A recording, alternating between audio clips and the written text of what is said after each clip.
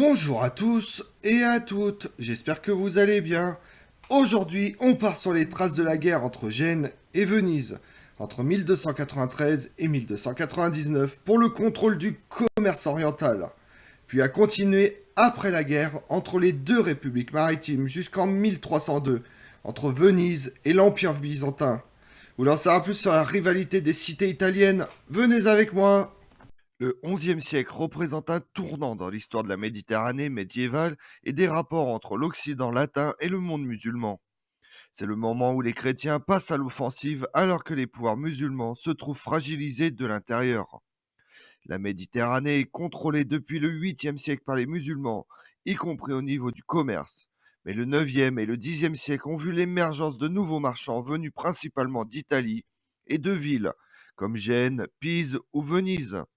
Dès le début du XIe siècle, plusieurs de ces cités, dont Pise, commencent à participer à l'offensive chrétienne et à gagner de l'influence sur la Méditerranée occidentale et sur ses routes commerciales, en installant sur les littoraux des comptoirs et même chez l'ennemi musulman. Cela va conduire dès le milieu du siècle à la domination croissante des Italiens sur la région, en particulier au niveau du commerce et de l'économie, tout en se renforçant jusqu'à la fin du XIIIe siècle. Durant cette période, la Méditerranée va devenir une mer italienne après avoir été une mer musulmane, et ce malgré les problèmes internes à l'Italie durant le XIIe siècle.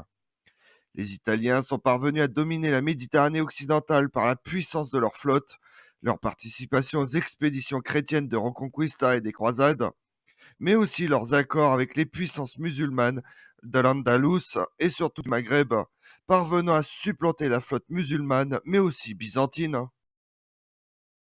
La défaite almohade de Las Navas de Tolosa en 1212 a poussé les Génois à se tourner en direction du Maghreb, où ils sont tout de même présents dès la fin du XIIe siècle, surtout après l'affaire de Ceuta dans les années 1230, où les marchands génois sur place sont directement attaqués, même si les échanges avec Ceuta durent par la suite. Venise, très présente en Orient après 1204 et la prise de Constantinople, pour sa part, elle aussi est présente au Maghreb au XIIIe siècle, par des traités dans les années 1251-1271.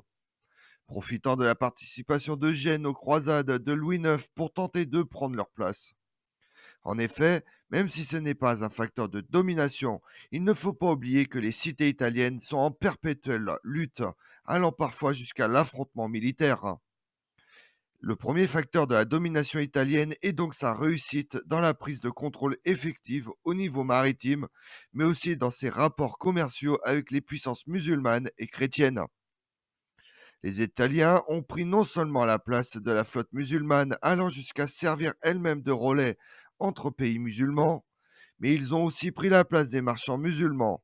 Parallèlement, ils ont profité de la Reconquista et des croisades pour monnayer leur soutien militaire, naval en particulier, et leur capacité de transport, y compris jusqu'en Orient. Mais les événements qui se passent en Italie ont également un point important dans le développement des cités italiennes en Méditerranée.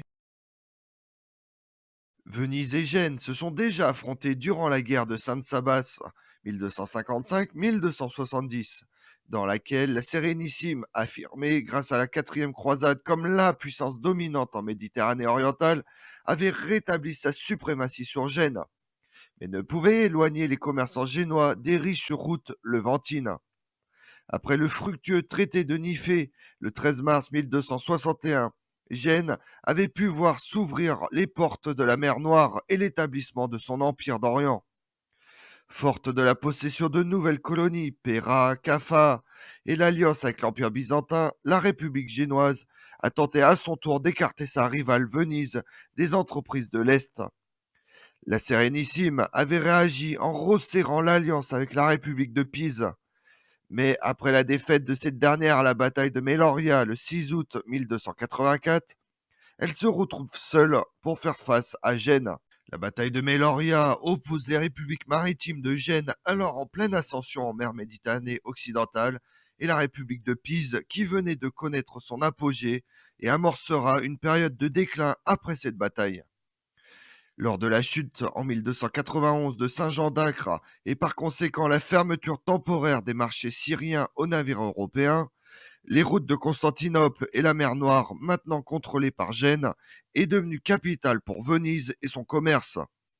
La tension augmente rapidement et en 1293, les Vénitiens ont tenté de bloquer l'accès de la mer Noire à Gênes.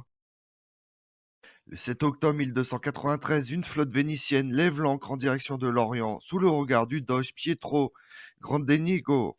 Après une série d'affrontements mineurs, les deux flottes se sont affrontées le 28 mai 1294 lors de la bataille de Lazio, où les Vénitiens ont subi une lourde défaite, perdant 25 navires.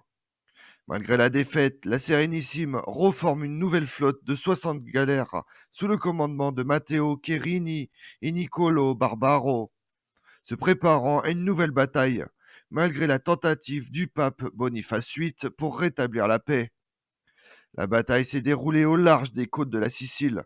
Peu de temps après, les Génois, au large de la Crète, tentent d'intercepter une flotte de Venise se situant au large du Péloponnèse. Mais Gênes est vaincu et doit se replier en mer Noire. À Constantinople, les colons ont attaqué le quartier de Venise avec une mise à mort des citoyens vénitiens.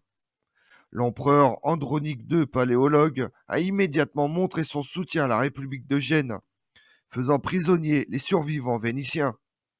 La Sérénissime a menacé de déclarer la guerre à l'Empire byzantin si les prisonniers ne sont pas relâchés et si la demande de réparation pour l'affront subi n'était pas accordée. En 1296, la flotte vénitienne sous le commandement de Ruggiero Morosini a forcé l'entrée du Bosphore en coulant 20 navires ennemis, conquis Phocéa, tout en mettant le feu à toute la côte entre Péra et Constantinople. Il a également détruit la colonie génoise de Galata et la pose des ancres en face de la Corne d'Or, juste en face de la résidence impériale. L'empereur byzantin a choisi à ce moment-là d'éviter la menace de la guerre en payant le tribut demandé par Venise. Durant l'année 1297, il y a eu des affrontements mineurs dans les eaux siciliennes et chypriotes. La bataille décisive de la guerre entre Venise et Gênes a été menée le 8 septembre 1298 lors de la bataille de Curzola, lorsque les Génois ont détruit la flotte vénitienne d'Andrea Dandolo. Sur 95 galères, seulement 11 seront de retour à Venise. Entre autres prisonniers, on trouve le célèbre explorateur Marco Polo. Profitant de la sévère défaite de la Sérénissime, les citoyens vénitiens de Constantinople furent à nouveau abandonnés par l'empereur et massacrés par les Génois. Venise, prêt à répondre à la défaite, a commencé à préparer une nouvelle flotte, composée d'une centaine de galères et même en utilisant les arbalétriers catalans pour remplir et améliorer leurs armées.